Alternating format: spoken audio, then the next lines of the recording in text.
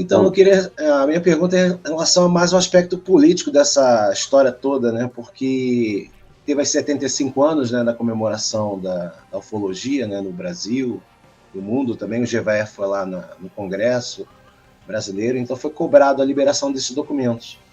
E o grupo, né, o seu grupo, você conhece alguém especificamente que trabalhe na liberação disso, que está correndo atrás, até porque está alcançando os 30 anos do caso Varginha, né?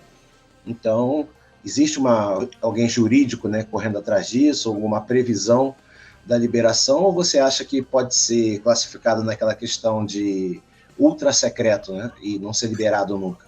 Então, existe essa expectativa também pela parte burocrática, porque o governo brasileiro deve, né, satisfações, porque está escondendo muita coisa, não só a verdade, né, mas também, por exemplo, aí como o médico falou, tinha um risco de bactéria, né?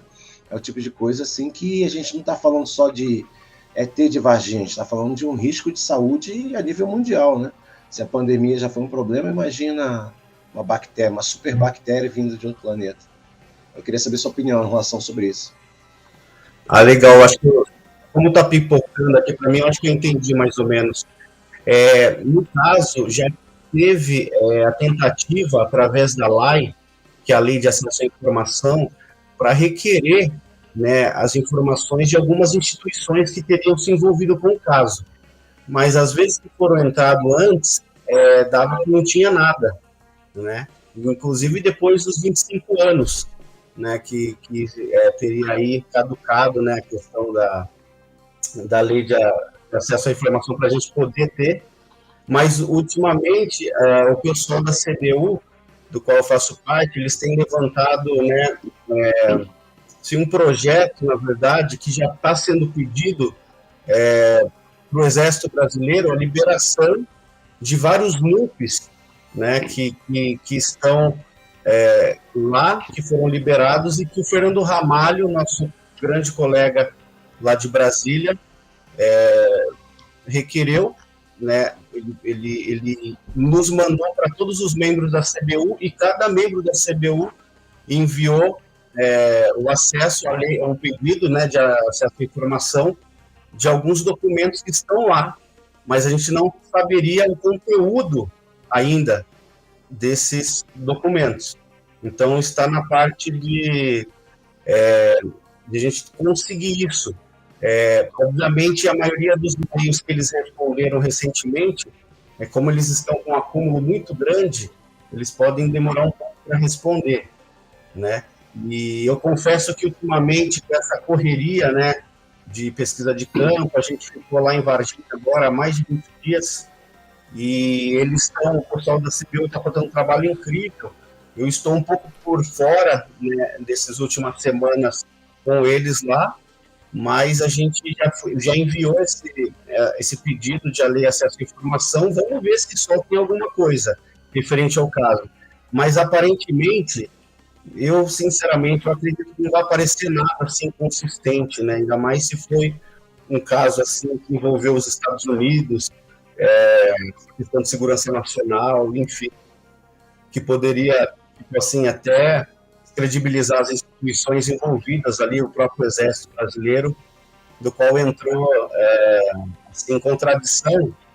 Ele próprio entrou em contradição, instaurando um inquérito policial militar, dizendo que o avistamento das meninas teria sido o morador local, né, conhecido como Mudinho, do qual as meninas já conheciam ele, né, a Cátia, inclusive, dava bala para ele, e aí o Exército colocou nesse inquérito policial militar,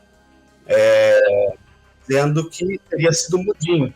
Um ano depois, vem uma produção da Discovery da Inglaterra, e o Bruce Burgos, né, fazendo todo aquele apanhado, ele foi até a ESA, foi recebido pelo assessor de imprensa, o Major Causa, e do qual ele coloca aquela história dos surdas dos anões, que era um casal de anões, e que a anões estava grávida, e que teve uma confusão de confusões, né?